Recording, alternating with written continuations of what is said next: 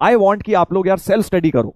मेरे को क्या है, मेरे लिए तो बड़ा आसान है लेक्चर रिकॉर्ड करके तुम्हें 10 घंटे का दे देना और फिर तुम जानो तुम्हारा काम जाने करना। वो नहीं है बेटा अप्रोच। उससे क्या है, जेई में सिलेक्शन नहीं होगा। आपको चीजें तो बहुत सारी पता लग जाएंगी, चीजें पता होना एक अलग बात होती है, और उसे जेई के पेपर में इंप्लीमेंट कर पाना, उससे नंबर ला पाना एक डिफरेंट आर्ट होती है। वो आर्ट अगर तुम्हें सीखनी है तो तुम्हें सेल्फ स्टडी पर फोकस करना ही पड़ेगा और तुम्हें खूब सारे टेस्ट पेपर्स देने पड़ेंगे। नॉलेज इकट्ठी करना, टीचर से सीखना is just 1/3 of the part. 1/3 होता है आप उसमें खुद अपना बैठ के दिमाग लगा रहे हैं। जब सेल्फ स्टडी कर रहे हैं, प्रैक्टिस कर रहे हैं, तो 4 चीजें दिमाग में चलती हैं। क्वेश्चन ऐसे नहीं वैसे सोचूं, उसमें क्या प्रॉब्लम है, इसमें कैसे सही है। तो खुद से जब वो बैठोगे तभी आपका वो चारों तरफ से ऑलराउंड डेवलपमेंट माइंड का, थॉट प्रोसेस का होगा बेटा। और फिर टेस्ट देने हैं, टेस्ट तो देने ही देने हैं। करेक्ट, ठीक है। तो ये रहेगा अपना। हाँ, होमवर्क डन सर जी, चलिए great. Sir 31 December please.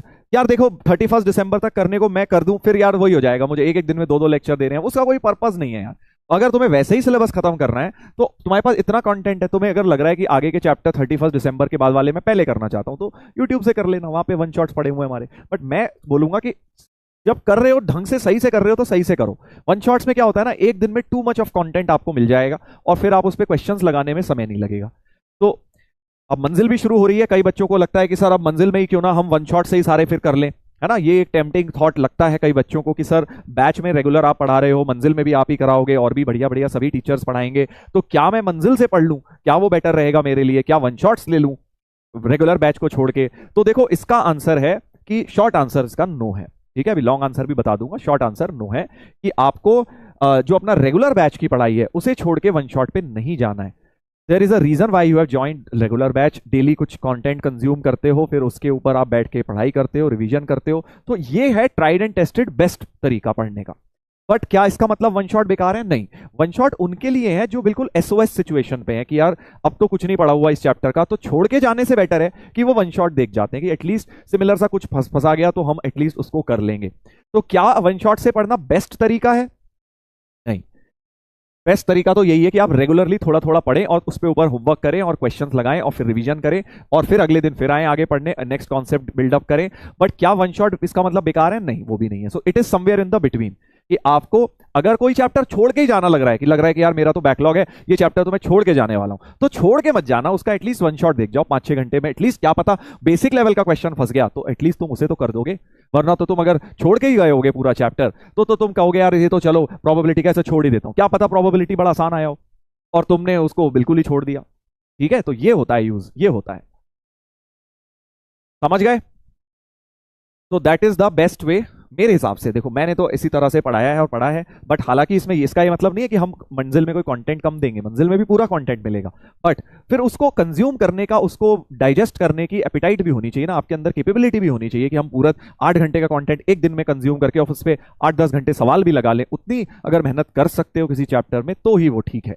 But best situation तो यही है, हर चैप्टर को आप 2 घंटे पढ़िए, उसको डाइजेस्ट करिए, घर पे जाके रिवाइज करिए, उसके ऊपर सवाल लगाइए, थोड़ा सा अपना मंथन करें, दिमाग अपना लगाएं उस पर कि सर ने ऐसा क्यों बोला, ऐसा क्यों नहीं बोला। अगले दिन आके फिर उस पर डाउट पूछो, तुम्हारे माइंड में क्या आया उसको तुम क्लियर करो। ऐसे करना चाहिए। ठीक है, चलिए चलिए। तो भाई फर्स्ट अटेम्प्ट अब आने वाला है, देखो थोड़ा थोड़ा अपने आप को मेंटली प्रिपेयर करो, क्योंकि मैंने एक और चीज देखी है कि जनवरी वाले अटेम्प्ट से पहले एक पैनिक सिचुएशन सी आ जाती है, एकदम से लगने लगता है अरे अब तो जेई आ गया, जेई आ गया, और पैनिक मचाने लग जाते हैं। तो पैनिक में नहीं आना है। वो पैनिक कैसे अवॉइड होगा? अब अभी से अपने आप को मेंटल कंडीशनिंग करिए कि हाँ यार अब आने वाला है, जेई का पेपर आने वाला है। ठीक है, ताकि आप धीरे धीरे यूज टू हो जाएं उस आइडिया के। और अब जब आप ये फील करेंगे कि यार पेपर आने वाला है, तो आप ऑटोमेटिकली अपनी पढ़ाई भी इंप्रूव करेंगे, आप रिवीजन पर भी फोकस करेंगे, आप टेस्ट वगैरह भी देंगे। ठीक है, तो अपने आप को मेंटली प्रिपेयर करना अभी से शुरू कर दो कि जेई का पेपर आने वाला है।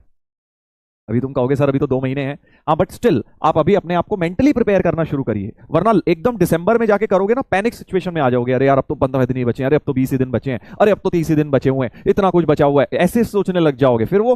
क्योंकि देखो it is not just a paper of knowledge, it is a paper of basically competitive exam में आपकी सिर्फ नॉलेज चेक नहीं होती, वो आपका टेम्परामेंट भी चेक करते हैं कि आपका थॉट प्रोसेस कितना बढ़िया है, आप कितने ज्यादा क्यों बेसिकली पैनिक में नहीं आते, आप कितना कामली पेपर को हैंडल करते हैं, वो भी एक तरीका है। राइट, तो उसको आपको अगर करना है वो तो करना ही जरूरी है, वरना पेपर अच्छा नहीं होगा। पैनिक में किसी का पेपर अच्छा नहीं हुआ है।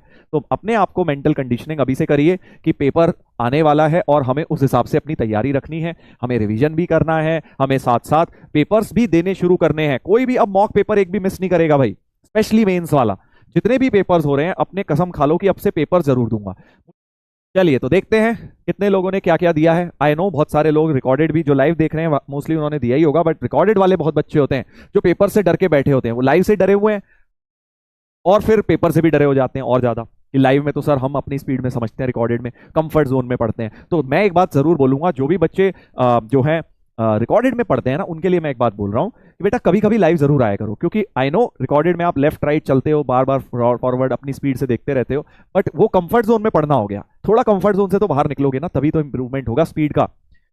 ओनली वन मिस्ड, कोई बात नहीं, तो ओनली वन मिस्ड में सब में आओगे आप। चलो तो मेरे हिसाब से, चलो तुक्का क्या ही मारे, ऑल होना चाहिए, वैसे तो होना तो ऑल चाहिए। 40% ऑल है, 46 चलिए, विच इज वेरी नाइस। इसका मतलब आप लोगों ने मोस्टली ए और बी में है। बट अब एक बात समझ जाओ, अब सारे पेपर देने हैं आपने, एक भी पेपर मिस नहीं करना है। इनफैक्ट घर में भी जब रिवीजन कर रहे हो टाइम बाउंडेड प्रैक्टिस करो। जैसे मान लो पीएनसी रिवाइज कर रहे हो तो पीएनसी के कोई 20 सवाल लेके बैठ जाओ और उसको टाइम लेके कि 20 एक घंटे में मुझसे कितने हुए 20 में से नए क्वेश्चंस। जब तुमने रिवीजन कर लिया, मान लो इजी नोट्स तुम्हारे पास है, उसमें से रिवीजन कर लिया, उसके क्वेश्चंस दोबारा इंपॉर्टेंट वाले लगा लिए, और थोड़े बहुत तुमने अपने नोट्स में जहां फंसे थे स्टार मार्क्ड वाले वो सब लगा लिए, और उसके बाद फिर तुम नए क्वेश्चंस लेके 15-20 बैठ जाओ और घंटे में, एक घंटे में देखो कितने हुए। That is called time bounded practice. तो अब टेस्टिंग पे बहुत ज्यादा फोकस करना है, टाइम बाउंडेड टेस्टिंग। ठीक है, सवाल होना एक अलग चीज होती है और समय के अंदर सवाल करना एक दूसरी आर्ट होती है बेटा। ठीक है ना, क्वेश्चन तो तुम कर लेते हो, जब पेपर का प्रेशर नहीं होता है घर आके सब कर लेते हैं क्वेश्चन 10 मिनट लगा के, 15 मिनट लगा के। बट जब वहां पर सर पे घंटी बज रही होती है कि टाइम इतना भी लिमिटेड है, और फिर क्वेश्चन को कर पाना एक अलग ही आर्ट होती है। ठीक है, तो अब समय का भी आपको ध्यान रखना है, जब भी रिवीजन करें अपना टाइम बाउंड करके करें।